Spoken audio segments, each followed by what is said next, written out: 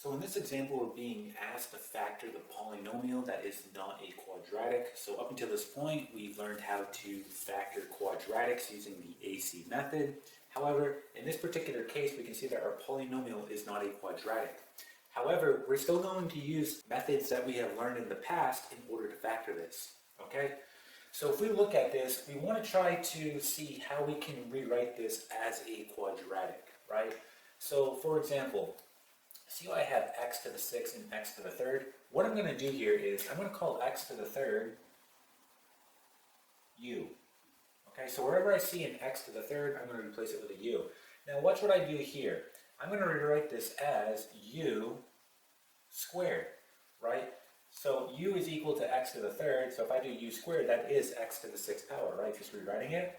And then we have plus 9, here's x to the 3rd, just put a u, and then plus 8 equal to 0. So now it's similar to a quadratic, okay, and we can go ahead and factor it using the AC method, right, which we learned before.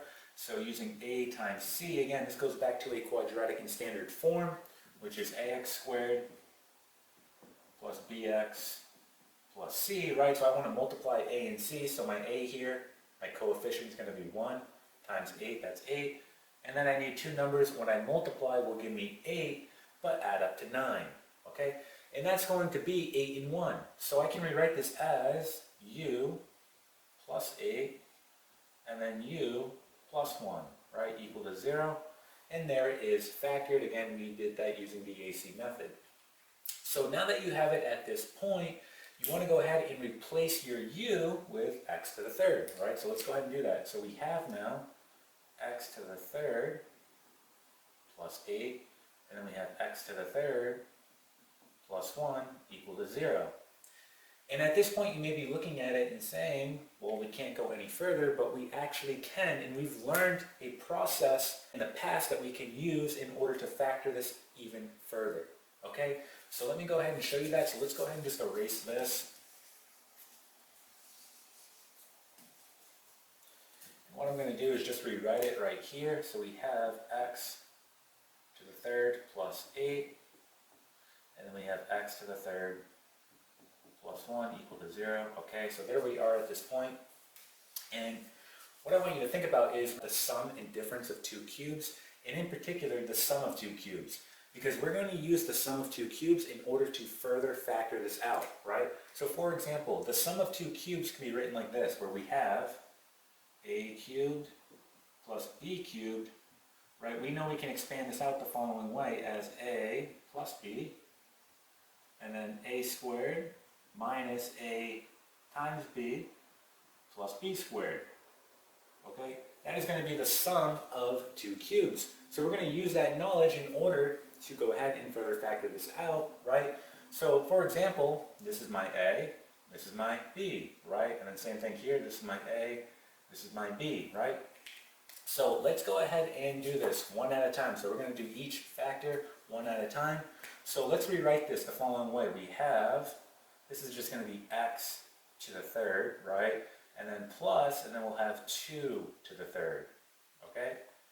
And then this here is going to be same thing, x to the 3rd plus 1 to the 3rd, okay? So just rewriting it so it's a little more clear.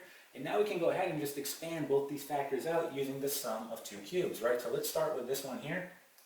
Again, this is my a, this is my b. So let's go ahead and expand it out. I'm going to get the following. I get x plus 2, right? And then just following the formula, I get x squared, right? A times b here, that's going to be 2x, so minus 2x, right? And then b squared, well, that's just going to give me 4, so plus 4. So this factor is done. Let's move on, right? So creating another factor here.